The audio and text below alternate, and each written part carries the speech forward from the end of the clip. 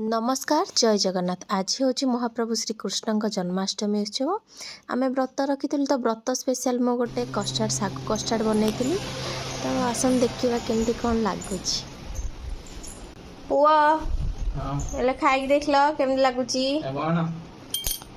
Janmashtami special सागु कस्टार्ड बिना कस्टार्ड powder केमती लगुच खाई पुआ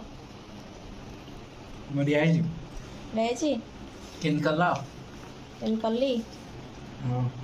केमती करले नु केमती कौन कौन सब पकई कर चलो देखा देखियो चलो सागु कस्टार्ड पाई मु 5 ରୁ 6 घंटा पूर्व सागु आ मिश्री को भिजेकी रखी आगरू तो लोक मैंने पूरा निर्जला उपवास करते एबे तो आम असंभव हो पड़ुछि। देखुं एमती सागु को मुझे दरदर खंडा ग्राइंडर कप रे बाटिकी रखी पूरा चिकन करेनि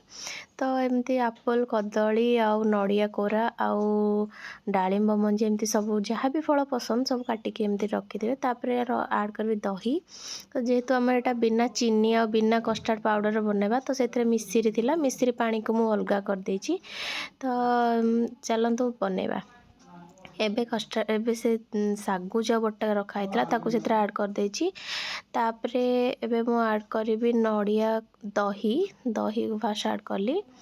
देखि पाते तापरे ऐड करी टिके फेंटी देला परे दही ऑब्जर्व हो गला परे तापरे ऐड करी नड़िया तापरे नड़िया पर जहाँ भी सब मु फल